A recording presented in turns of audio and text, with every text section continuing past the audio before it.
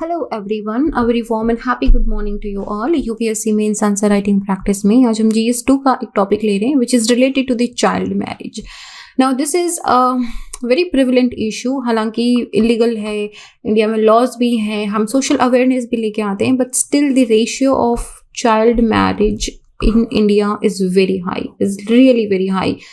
मतलब बहुत बार ऐसा होता है कि रात के अंधेरे तले बच्चों की शादी कर दी जाती है. But one of the main concept like the parents have is try to understand the concept. ठीक है, तो फिर चाइल्ड मैरिज से रिलेटेड जितने भी क्वेश्चंस होंगे उसमें आपको प्रॉब्लम नहीं होगी. what could be the reasons for the child marriage हम डिस्कस करेंगे, लेकिन few of the very you can say common reason among parents वो चाइल्ड मैरिज के लिए होता है कि घर में किसी बड़े बच्चे की शादी हो रही है, पेरेंट्स की इकोनॉमिक सिचुएशन इतनी अच्छी नहीं होती है, तो उनको लगता है चलो बड़े बच्चे में जो छोटे बच्चे हैं which are below 18 year old और जो काफ़ी छोटे हैं अभी, उनके भी हाथ पीले कर दिए जाएं. लेकिन उनको ससुराल जो है वो लड़कियां पर्टिकुलरली जो उनको ससुराल है वो 18 साल की उम्र के बाद में उनको भेजा जाएगा.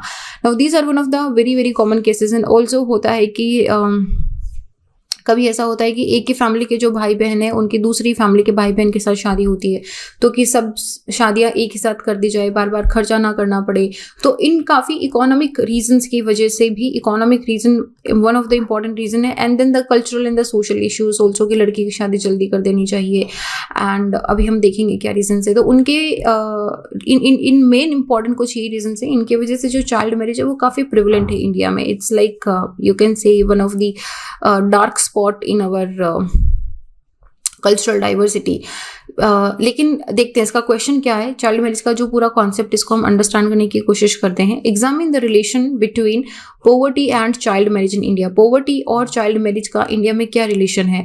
Now understand this question. You might right about what I have just told you कि जो पेरेंट्स हैं वो इकोनॉमिक सिचुएशन की वजह से, इकोनॉमिक कंस्ट्रेंट्स की वजह से अपने घर के सारे बच्चों की शादी या बड़े बच्चों की शादी के साथ में छोटे बच्चों की शादी कर देते हैं. ऑल्सो छोटे बच्चों की शादी में इतना खर्चा नहीं होता है, कुछ लोगों को बुला के कर दिया जाएगा, रात के अंधेरे में कर दिया जाएगा. That is one case of the poverty from the parent side of view. But once that girl child is married, ठीक है, अभी उसकी बचपन में अगर शादी हो गई है, then she will also become a part of the poverty. क्योंकि अभी उसका क्या हुआ है, एजुकेशन नहीं हुआ है. ठीक है, शी इज़ नॉट एम्प्लॉयड. ठीक है, शी इज़ नॉट एम्पावर्ड. तो इन सब की वजह से क्या होगा, तो जब मेंशन करेंगे तो दोनों चीज़ें मेंशन करेंगे. ठीक है, पेरेंट्स साइड से भी और गर्ल के साइड से भी, क्योंकि शी अगर वो मान लो कि नौकरी करेगी भी तो she will not have a very good high paying job. तो उसकी वजह से क्या होगा कि फिर से वही second part of the question क्या है. Also discuss the progress made towards ending the child early and forced marriage. तीनों की बात करिए, एंडिंग चाइल्ड की early and forced marriage. Okay, force देखो, व्हाट डू यू थिंक कि बच्चे 18 साल से कम छोटे बच्चे अपनी मर्जी से शादी कर लेते होंगे क्या? नहीं. And then there is a case of the forced marriage also. This is early marriage as well as this is a forced marriage. तो इनको एंड करने के लिए क्या इसमें स्टेप्स लिए गए हैं. Let's understand this concept clearly. सबसे पहले चाइल्ड मैरिज बोलते किसको है? किसी को भी, अगर लड़की 18 साल से छोटी है, जनरली 15 साल की एज माना जाता है, अगर इसकी शादी किसी अडल्ट मैन के साथ कर दी जाती है तो ये एक चाइल्ड मैरिज का केस माना जाता है. दूसरा प्रैक्टिस होता है कि दोनों छोटे बच्चों की शादी कर दी है कि हाँ फ्यूचर में साथ रह लेंगे, अभी दोनों 5 साल, लड़का 5 साल का है, लड़की 3 साल की है, इन दोनों की शादी कर दो इनके बड़े भाई बहनों के साथ या सेपरेटली भी. ऐसे के अंदर the individual, the boy and girl, they don't meet each other until उनकी मैरिजेबल एज, मतलब 18-21 के नहीं हो जाते. उसके बाद में एक सेरेमनी परफॉर्म करा जाता है और लड़की को उसके ससुराल में भेजा जाता है. यूनाइटेड नेशंस के according around 21% young women and 4% of the young man, देखो परसेंटेज को देखो, 21% young women and 4% of young men, they are married before they turn 18. 100 में से 21 लड़कियां और 100 में से सिर्फ 4 लड़के. इसका मतलब क्या हुआ कि ये बाकी की जो 17 लड़कियां हैं इनकी शादी अडल्ट मैन से हुई है, या तो वो ओल्ड एज होगा या फिर हो सकता है कि वो 30, 35, 25 साल का हो. तो इसका मतलब है छोटी बच्चियों की शादी बड़े आदमी से कर दी जाती है. Now around 650 million girl and women they are alive, they were married, अभी जो करंट के अंदर है, they were married before their 18th birthday, which is a very very big data अगर आप देखो तो. और इंडिया के अंदर ये प्रेवलेंस जो है वो और भी ज़्यादा है. 6 स्टेट्स ऐसे हैं हमारे, जो ये आपको रेड वाले स्टेट्स दिख रहे हैं, ये 6 स्टेट्स ऐसे हैं जहाँ पे लड़की की उम्र 6 साल होने से पहले, बहुत सारे ऐसे स्टेट्स हैं जिनमें से लाइक लड़की बहुत छोटी है लेकिन उसकी शादी कर दी जाती है। क्या रीजन क्या है? देखो, कुछ तो है कि लड़की को एज अ रिस्पॉन्सिबिलिटी माना जाता है, they allow parents to waiver कि अरे हमारी जिम्मेदारी हटी, कि बच्चे सेटल हो गए, बच्चों की शादी, मतलब it's like I don't understand why, but parents consider कि शादी करना is like the ultimate goal of their life. ठीक है, बच्चों की शादी चाहे छोटी एज में करो चाहे बड़ी एज में करो, वंस दे आर मैरिड, अच्छा अब उनकी रिस्पॉन्सिबिलिटी खत्म हो गई है।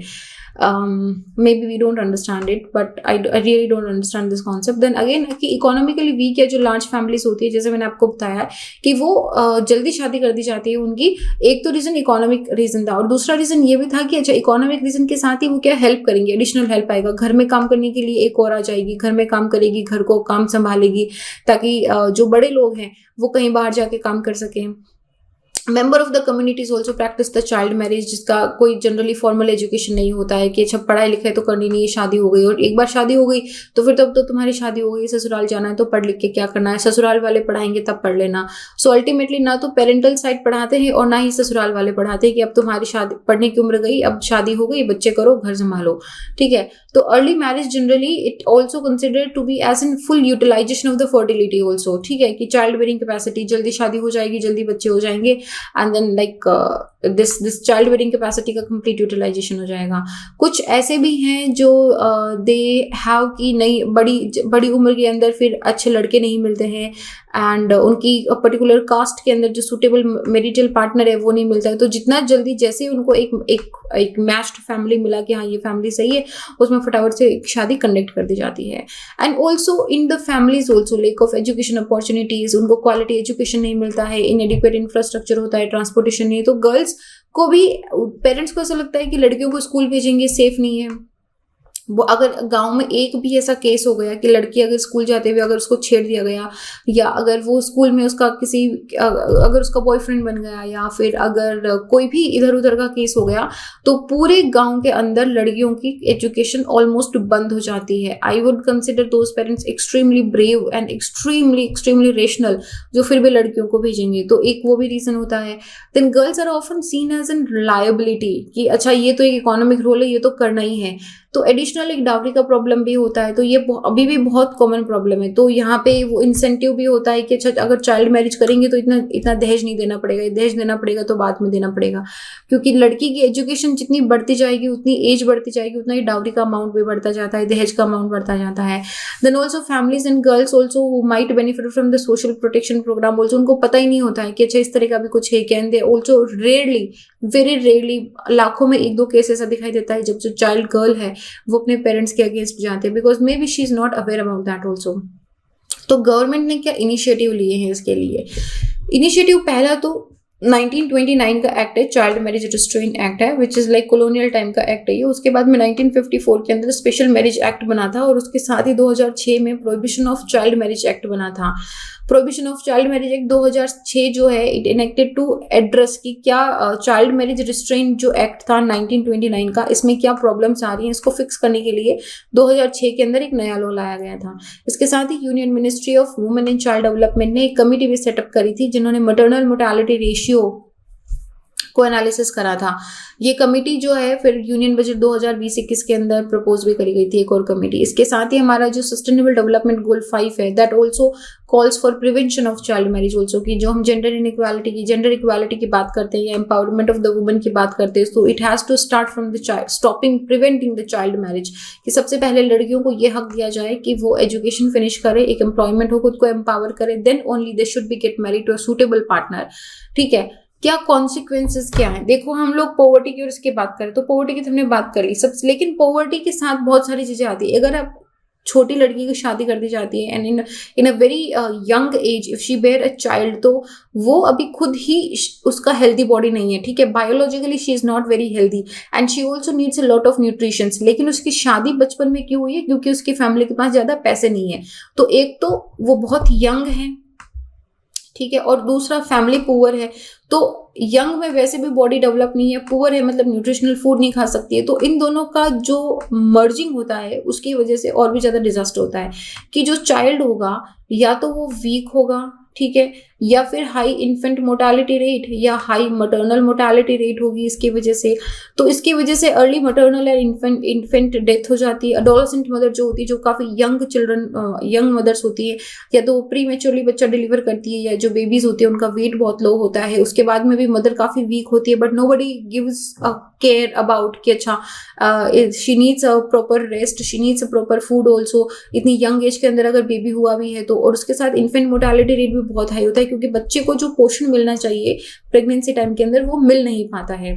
Then health risk also, early pregnancy के साथ ही बहुत सारी हेल्थ रिस्क होती है, जैसे कि अर्ली ये high rate of miss carriages भी बहुत ज़्यादा होती है इसके अंदर। तो ये साइकिल ऑफ पॉवर्टी को कैसे परपेचुएट करता है। अगर लड़की की शादी जल्दी हो गई तो देखो एग्जाम के अंदर इस तरीके से बना के आओ, ठीक है, दिस इज वेरी गुड, इसको कुछ भी बना दो, चाहे इस तरीके से सिंबल ही बना दो। तो लड़की की शादी जल्दी हो गई, एजुकेशन नहीं हुआ, उसका इकोनॉमिक अपॉर्चुनिटीज नहीं मिली है, लेकिन उसकी जल्दी शादी होने से उसने जल्दी बच्चे बेयर कर लिए हैं, और जो चाइल्ड मैरिज है she is more likely to remain in the poverty only.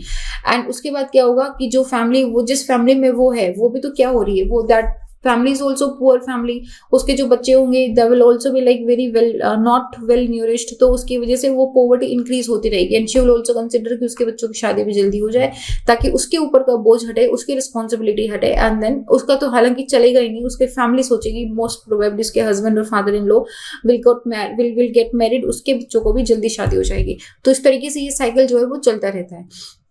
And then one another case is like she herself is a kid yet, ठीक है, वो खुद अभी मेंटली प्रिपेयर नहीं है, उसकी पढ़ने की उम्र है, उसकी एक्सप्लोर करने की एज के अंदर उसको इतनी बड़ी रिस्पॉन्सिबिलिटी दी जाती है, तो she does not feel very well mentally prepare. तो ऐसे के अंदर eventually it leads to the isolation also and depression also.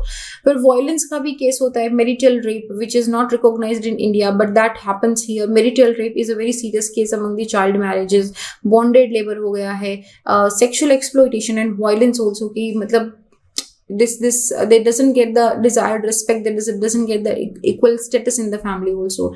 तो अगर आप एक पूरा लाइफ ऑफ चाइल्ड ब्राइड देखोगे तो क्या होगा कि सबसे पहले तो जैसे ही वो पैदा हुई she is considered as a burden, कि चलो ये हमारी लाइबिलिटी है, इसको जल्दी से जल्दी खत्म करो, ठीक है। तो उसके बाद क्या होगा, छोटी एज में शादी कर दी, now she will be force to live with a husband, ठीक है, जो या तो उसकी उम्र से बहुत ज्यादा बड़ा होगा।